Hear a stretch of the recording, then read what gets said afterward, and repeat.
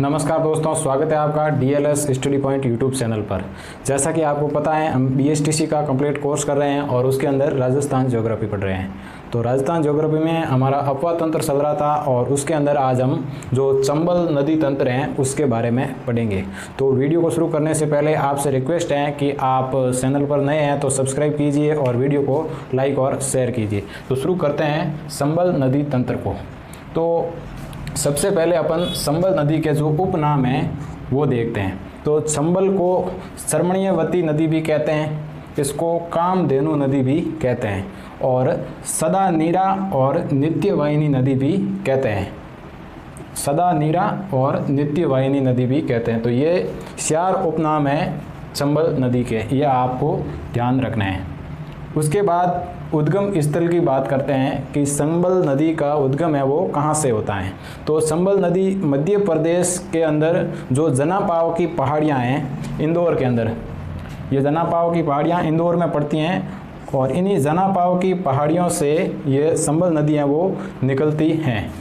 ये मऊ इंदौर के अंदर पड़ता है, मध्य प्रदेश के अंदर। तो आप मैप में देख सकते हैं, इस साइड ये मध्य प्रदेश होगा राजस्थान के, और यहाँ पर जनापाव की पहाड़ियों से निकलती हैं और राजस्थान में चित्तौड़गढ़ से प्रवेश करती हैं। तो इसका प्रवाह क्षेत्र है वो देखते हैं। तो सबसे पहले ये चित्तौड़ में प्रवेश करती हैं और चित्तौड़गढ़ से होते हुए फिर कोटा, बूंदी, सवाई माधोपुर, करौली और धौलपुर, और फिर बाद में ये यमुना नदी में है वो मिल जाती हैं। तो इसको प्रवाह क्षेत्र को आप क्रम से याद रखना है। सबसे पहले ये चित्तौड़ से प्रवेश करती हैं, फिर कोटा, बूंदी, सवाई माधोपुर, करौली और धौलपुर, और उसके बाद है वो आगे यमुना में मिल जाती हैं यूपी के अंदर। तो ये समापन है। तो समापन की बात करते हैं, मुरादगंज, इटावा यूपी में ये है वो यमुना नदी के अंदर है वो मिल जाती हैं, यमुना नदी में मिल जाती हैं। यानी आपसे पूछे चंबल किसकी सहायक हैं, तो चंबल है वो यमुना नदी की सहायक नदी है और ये मुरादगंज के अंदर यमुना में मिल जाती हैं। और राज्य में प्रवेश की हम बात कर चुके हैं, ये सौरासीगढ़, ये आपको ध्यान में रखना है, कई बार पूछा भी है। तो सौरासीगढ़ चित्तौड़ से ये प्रवेश करती हैं, यहाँ पर पड़ता है सौरासीगढ़ चित्तौड़। तो वहाँ से ये राज्य में वो प्रवेश करती हैं। और इसके किनारे पर शहरों की बात करें तो कोटा शहर है वो चंबल नदी के किनारे हैं, और बूंदी का जो प्रसिद्ध शहर है केशवरायपाटन वो भी इसके किनारे हैं, और धौलपुर हैं ये भी इसके किनारे हैं। तो ये चंबल नदी की कुछ बेसिक जानकारी हैं, इसको आप ध्यान में रखिएगा क्योंकि चंबल नदी तंत्र में ये सबसे इम्पोर्टेंट चीज़ है, तो इसको आप नोट कर लीजिए। तो अब अपन बात करते हैं चंबल नदी की विशेषताओं के बारे में। तो प्रमुख विशेषताओं में देखें तो चंबल नदी है वो राजस्थान और मध्य प्रदेश के बीच है वो सीमा का निर्माण करती है यहाँ पर। तो ये इसकी एक विशेषता हो जाती है, राजस्थान और मध्य प्रदेश के साथ सीमा बनाती है। और दूसरी विशेषता है ये सर्वाधिक सतही जल वाली नदी है। राज्य की सर्वाधिक सतही जल वाली नदी कौन सी है, तो वो चंबल नदी है, ये भी इसकी विशेषता है। और इसके बाद ये सर्वाधिक अवनलिका अपर्दन वाली नदी है और सर्वाधिक बीहड़ बनाने वाली नदी है और सर्वाधिक उत्खात भूमि का निर्माण करने वाली नदी है चंबल नदी। तो ये भी इसकी विशेषता हो जाएगी। और फिर इस नदी तंत्र के अंदर जो घड़ियाल हैं, गांगेसुस हैं और उद्विलाव हैं, ये सारे जलीय जीव हैं वो पाए जाते हैं।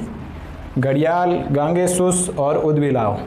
और एक अन्य विशेषता में कोटा के अंदर इस पर हैंगिंग ब्रिज है वो बनाया गया है। 2017 के अंदर मोदी जी ने इसका उद्घाटन किया था। ये राज्य का प्रथम हैंगिंग ब्रिज है, प्रथम हैंगिंग ब्रिज है जो चंबल नदी पर कोटा के अंदर बनाया गया है। और जो चंबल नदी का क्षेत्र है वो रामसर साइट के लिए प्रस्तावित है। अभी इसको रामसर क्षेत्र घोषित नहीं किया है, उम्मीद करते हैं जल्द इसको घोषित कर दिया जाएगा। तो ये अभी प्रस्तावित है। तो ये चंबल नदी की कुछ विशेषताएं हैं जो आपको ध्यान रखनी है और इसको आप नोट कर लीजिए। तो अब अपन बात करते हैं चंबल नदी पर बनाए गए बांधों के बारे में, जो एग्जाम पॉइंट ऑफ व्यू से सबसे इम्पोर्टेंट है। यहाँ से हर एग्जाम में क्वेश्चन आता ही आता है। तो इस पर 4 मुख्य बांध बताए गए हैं। तो उसमें गांधी सागर बांध है वो मध्य प्रदेश के अंदर है। ये चंबल नदी पर है, राजस्थान में नहीं है, लेकिन मध्य प्रदेश के अंदर हैं और ये संबल का सबसे बड़ा बांध है। चंबल नदी का सबसे बड़ा बांध है वो गांधी सागर बांध है। ये राजस्थान का सबसे बड़ा बांध नहीं है, संबल का सबसे बड़ा बांध है। और दूसरा बांध है वो राणा प्रताप सागर बांध, जो अपने चित्तौड़गढ़ के अंदर स्थित हैं और ये राज्य का सबसे बड़ा बांध है जो संबल नदी पर स्थित हैं चित्तौड़गढ़ के अंदर। और तीसरे बांध की बात करें तो वो जवाहर सागर बांध कोटा के अंदर स्थित है और ये संबल नदी का एकमात्र पिकअप बांध है। और चौथा बांध इस पर बनाया गया है जो कोटा बैराज बांध के नाम से जाना जाता है और ये कोटा में स्थित है। और ये राज्य का जो सर्वाधिक क्षेत्रफल विस्तृत है वो बांध है कोटा बैराज। तो दो बांध तो हो जाएंगे कोटा के अंदर, जवाहर सागर और कोटा बैराज, और एक अपने चित्तौड़गढ़ के अंदर है और एक एमपी के अंदर है।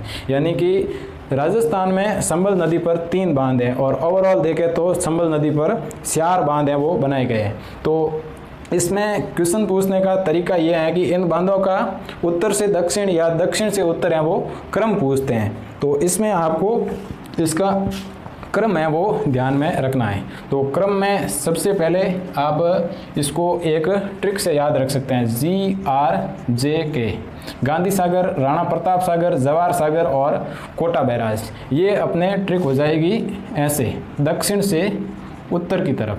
तो यदि आपसे पूछ ले कि संबल नदी पर स्थित बांधों को उत्तर से दक्षिण क्रम में सजाइए, तो उसमें आपके सबसे पहले गांधी सागर आ जाएगा, फिर राणा प्रताप सागर आ जाएगा, फिर जवाहर सागर और फिर कोटा बैराज बांध है वो आएगा। तो इसको आप उत्तर से दक्षिण क्रम में याद जरूर रखिएगा। और दूसरा सवाल है कौन सा बांध किस जिले के अंदर स्थित हैं, ये भी आपको ध्यान में रखना है। और मैप में इनकी पोजीशन देखें तो वो इस टाइप से हो जाएगी, ये आप अपने आप देख लेना। तो ये हो गए चंबल नदी के बांध, इसको आप नोट कर लीजिए। तो अब अपन चंबल की एक अन्य महत्वपूर्ण विशेषता है उसके बारे में बात करते हैं, क्योंकि इससे कई बार क्वेश्चन पूछा गया है। तो चंबल नदी है वो राज्य से होकर गुजरने वाली सबसे बड़ी नदी है। राज्य से होकर गुजरने वाली सबसे बड़ी लंबाई की नदी है, जिसकी लंबाई है 1051 किलोमीटर। तो ये एक संबल की अन्य है वो विशेषताएं और महत्वपूर्ण विशेषताएं। और अब लंबाई की बात कर रहे हैं तो अपन अन्य जो राजस्थान की नदियां हैं उनकी लंबाई की तुलना है वो यहीं पर कर लेते हैं। तो ये एक मैंने टेबल बनाई है, ये बहुत ही इम्पोर्टेंट है, वेरी इम्पोर्टेंट है, क्योंकि यहाँ से बहुत सारे एग्जामों में बहुत सारे क्वेश्चन हैं वो पूछे गए हैं। तो अपवाद तंत्र में सबसे पहला क्वेश्चन यही होता है एग्जामिनर का। तो इसमें आपको ध्यान में रखना है इन नदियों की लंबाई और उनका क्रम। तो हम देखते हैं कि संबल नदी है उसकी कुल लंबाई है वो 1051 किलोमीटर है और राज्य के अंदर है ये 322 किलोमीटर ही बहती है। तो ये राज्य से होकर गुजरने वाली सबसे बड़ी नदी हो गई, क्योंकि इसकी 1051 किलोमीटर कुल लंबाई है। इतनी लंबाई किसी भी नदी की नहीं है जो राजस्थान के अंदर है वो बहती है।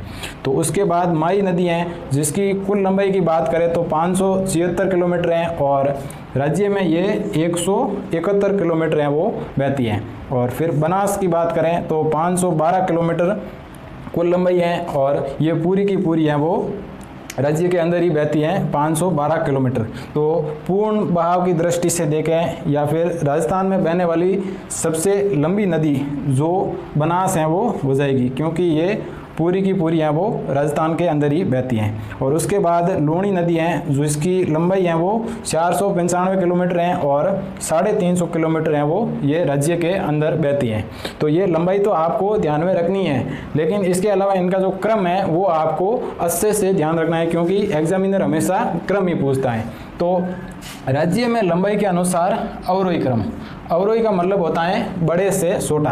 तो राज्य में ये रही लंबाई और इसमें सबसे ज़्यादा लंबाई है वो बनास की है। तो सबसे पहले आ जाएगी बनास नदी और उसके बाद लंबाई देखें तो ये लूणी है, लूणी की लंबाई हो जाएगी बनास के बाद। और फिर बात करें तो चंबल नदी हो जाएगी चंबल और उसके बाद है वो माई नदी है वो हो जाएगी।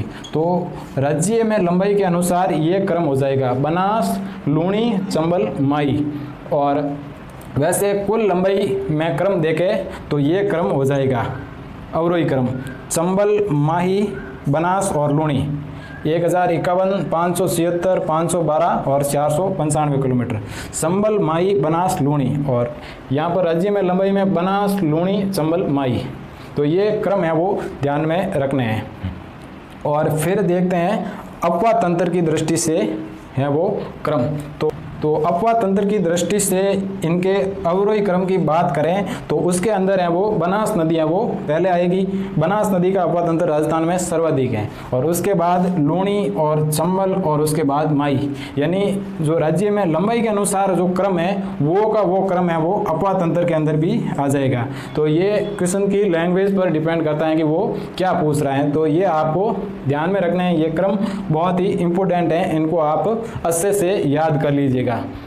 तो अब अपन बात करते हैं संबल की सहायक नदियों के बारे में। तो संबल की बहुत सारी सहायक नदियां हैं, इनमें से कुछ इंपॉर्टेंट मैंने यहाँ पर लिखी हैं। तो उसमें गुजली हो जाएगी, मेज, मांगली, पार्वती, नेमाज, आहू, काली सिंध, काली खांड, और ये घोड़ा पसाड़ नदी, ये बहुत इंपॉर्टेंट है, एक बार क्वेश्चन पूछा भी गया था। परवन, बामणी, बनास, चाकण, कुन्नू, कुराल और सीप, ये हैं वो संबल की सहायक नदियां हैं, जिसमें बनास हैं वो इम्पोर्टेंट है, काली सिंध इम्पोर्टेंट है, और ये पार्वती नदी हैं वो इम्पोर्टेंट है, मेज नदी इम्पोर्टेंट है, बामणी नदी हैं वो इम्पोर्टेंट है, आहू नदी इम्पोर्टेंट है। ये सब आपको ध्यान में रखना है, और इन नदियों के बारे में हम अगले वीडियो के अंदर विस्तार से हैं वो पढ़ेंगे। तो इस वीडियो में इतना ही, मिलते हैं नेक्स्ट वीडियो के अंदर। और ये वीडियो कैसा लगा आप कमेंट बॉक्स में ज़रूर बताएं, और यदि आपको अच्छा लगा है वीडियो तो वीडियो को लाइक और शेयर कीजिए, और चैनल को सब्सक्राइब कीजिए। मिलते हैं नेक्स्ट वीडियो के अंदर, तब तक के लिए थैंक यू।